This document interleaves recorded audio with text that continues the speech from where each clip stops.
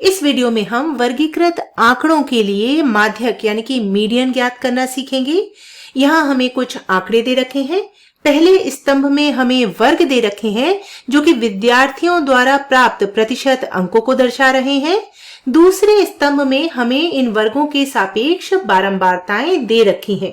हम देख सकते हैं कि 20 से 30 वर्ग की बारंबारता 4 है। इसका अर्थ यह हुआ कि कुल 4 विद्यार्थियों ने 20 से 30% के बीच अंक प्राप्त कर रखे हैं। इसी तरीके से हमें अन्य सभी वर्गों की बारंबारताएं दे रखी हैं। अब प्रश्न यह है कि हम इन दिए गए आंकड़ों के लिए माध्यक प्रतिशत अंक कैसे ज्ञात करें। याद करिए कि माध्यक या मीडियन बीच में आने वाला प्रेक्षण है, यानी कि माध्यक प्रतिशत अंकों के ऊपर और नीचे विद्यार्थियों की संख्या समान रहेगी। अब यहाँ पर एक मुश्किल है, हमें दिए गए आंकड़ों में अलग अलग प्रेक्षणों का मान नहीं पता है।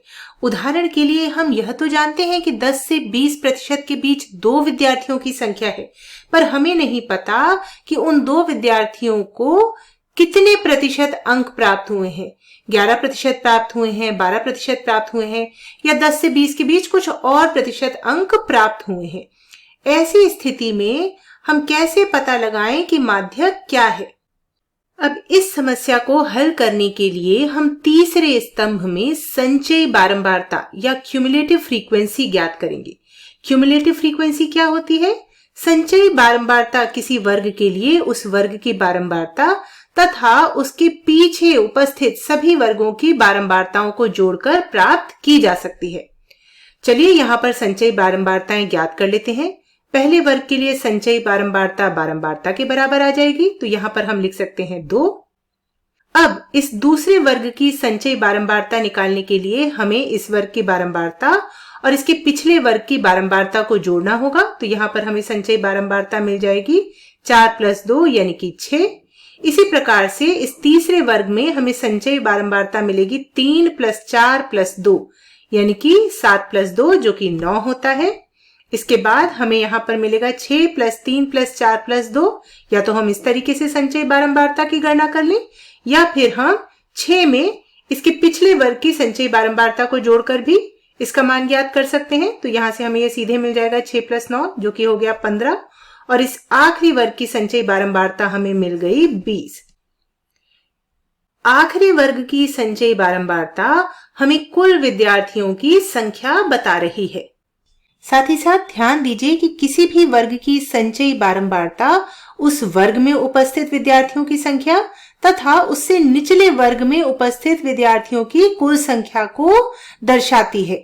यानी कि यदि हम 30 से 40% वाले वर्ग की संचयी बारंबारता की बात करें तो वो 9 है, जिसका अर्थ यह हुआ कि 30 से 40% या उससे नीचे प्रतिशत पाने वाले कुल विद्यार्थियों की संख्या 9 है। यहाँ कुल विद्यार्थियों की संख्या 20 है। आइए इसको n से निरूपित कर लेते हैं। तो हमें n का मान दे रखा है 20, और ये हमारा कुछ और नहीं बल्कि कुल बारंबारता को दर्शा रहा है।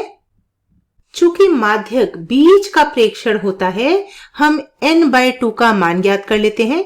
यहाँ इस सवाल में हमें n/2 का मान मिल जाएगा 20/2 जो कि हो गया 10। अब हम अपनी सारणी में उस वर्ग को ढूंढेंगे जिसके लिए संचयी बारंबारता का मान 10 से ज्यादा हो। तो यहाँ पर हम देख सकते हैं कि 9 10 से छोटा है और 15 10 से ज्यादा। ये वाला वर्ग हमें माध्यक वर्ग यानी कि मीडियन क्लास दे देगा।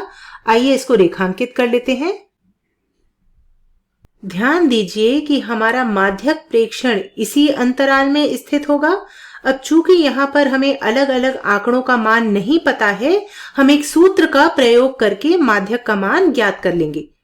अब यदि हम माध्यक वर्ग की बारंबारता को f से निरूपित करें और इससे पिछले वाले वर्ग की संचयी बारंबारता को CF0 से निरूपित करें तो माध्यक का सूत्र होता है L + n/2 - CF0 बटा f गुणा h। यहाँ पर h वर्ग माप है और L माध्यक वर्ग की निम्न सीमा। तो L का मान यहां पर हो जाएगा 40 और H का मान यहां पर हो जाएगा 10। आइए अब इन मानों को हम यहां पर प्रतिस्थापित कर देते हैं। तो यहां से हमें माध्यक बराबर मिल जाएगा 40 प्लस 10 माइनस 9 बटा 6 गुणा 10। ये बराबर आ गया 40 प्लस 10 बटा 6, जो कि लगभग 41.66 के बराबर होता है। यानी कि दिए गए आंकड़ों के लिए माध्यक प्रतिशत अंक आ गए 41.66%।